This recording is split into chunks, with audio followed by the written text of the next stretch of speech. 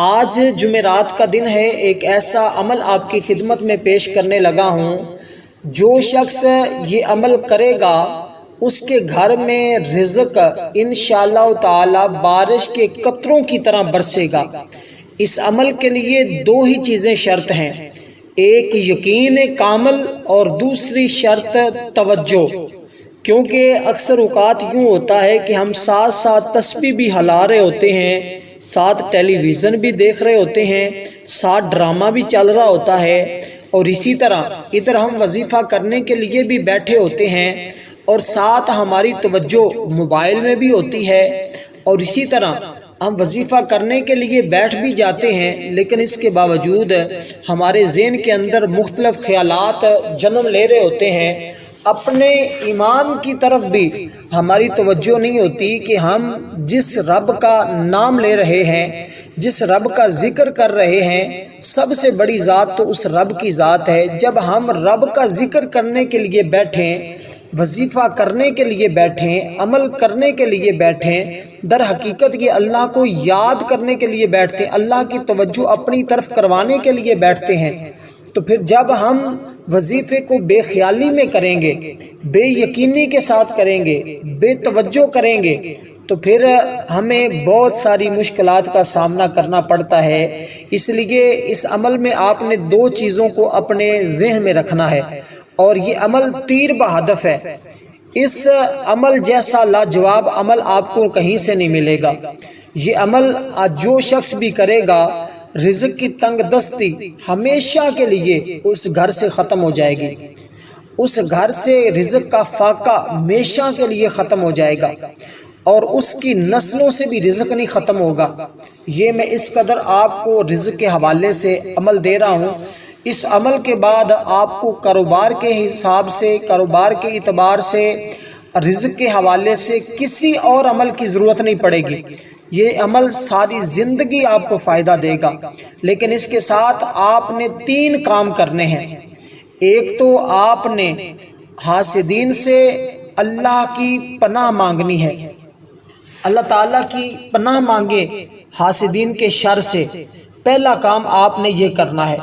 دوسری بات جو آپ نے ذہن میں رکھنی ہے وہ یہ کہ آپ نے صرف اور صرف رازق اللہ تعالیٰ کی ذات کو تسلیم کر لینا ہے کہ رزق اللہ تعالیٰ کی ذات ہی دیتی ہے، لیکن جتنا آپ کے مقدر میں لکھا ہے اللہ کی بارگاہ سے آپ کو مل کر رہے گا۔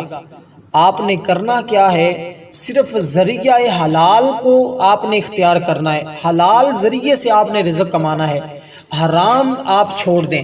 ادھر وظیفے بھی کر رہے ہوتے ہیں، ادھر حرام بھی کما رہے ہوتے ہیں، حرام کھا بھی رہے ہوتے ہیں، سارے معاملات کر رہے ہوتے ہیں، اور پھر بعد میں کہتے ہیں ہمیں وظیفوں سے کوئی فائدہ نہیں ہوتا، ہمیں نقصان ہوتا ہے، ہمیں فلاں کچھ ہوتا ہے۔ بھئی یہ کام آپ خود نقصان والے کر رہے ہوتے ہیں، تو اس میں وظائف کا کیا قصور ہوتا ہے؟ آپ توجہ کے ساتھ وظیفہ ہی نہیں پڑھتے، وظیفہ پڑھنے کے لیے بیٹھ بھی جاتے ہیں لیکن توجہ کہیں اور ہوتی ہے، دل کے اندر کوئی اور باتیں چل رہی ہوتی ہیں، دماغ کہیں اور پہنچا ہوتا ہے۔ تو اس لیے دوستو، جب آپ وظیفہ کرنے بیٹھیں تو یقین کامل کے ساتھ، توجہ کے ساتھ، یوں سمجھیں کہ بس اللہ کی رحمتوں، انوار و تجلیات میرے اوپر بارش کی طرح برس رہے ہیں۔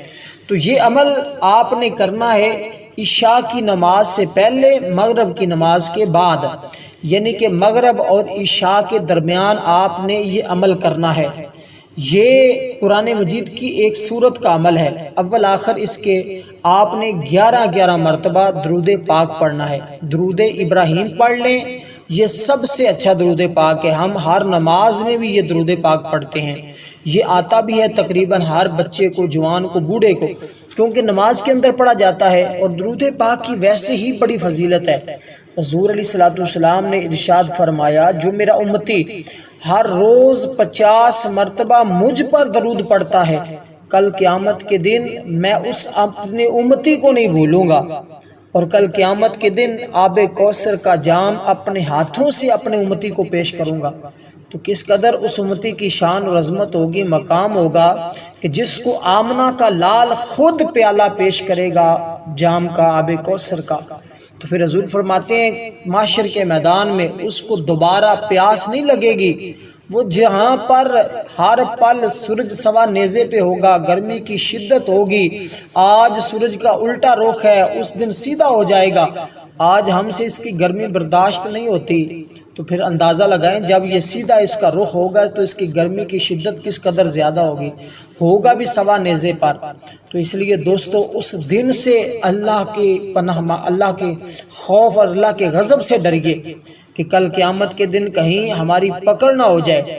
اس لیے دوستو آپ اللہ تعالیٰ کو حاضر ناظر جانیے اور اپنے دل میں کسی غیر کا خیال نہ آنے دیں، اور اس عمل کو کریں، انشاءاللہ تعالیٰ آپ کو زندگی بھر مایوسی نہیں ہوگی۔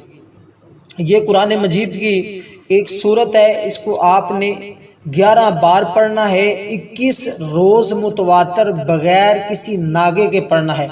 اگر ناگوں کا تصور ہو تو آپ نے عمل کے قریب بھی نہیں جانا، آپ نے اس عمل کو 21 روز متواتر پڑھنا ہے، بغیر کسی ناگے سے، مغرب اور عشاء کے درمیان پڑھنا ہے۔ اول آخر 11 مرتبہ درود ابراہیم اور 11 مرتبہ ہی آپ نے سورت مزمل شریف کو پڑھنا ہے، ٹھیک ہے۔ سورت مزمل شریف ہر روز مابین مغرب اور عشاء کے 11 بار، ٹھیک ہے، 11 مرتبہ اول آخر درود پاک، 11 مرتبہ سورت مزمل، 21 روز متواتر۔ ناگے کی صورت میں عمل کے قریب نہ جائیں، ورنہ نقصان کے ذمہ دار آپ خود ہوں گے۔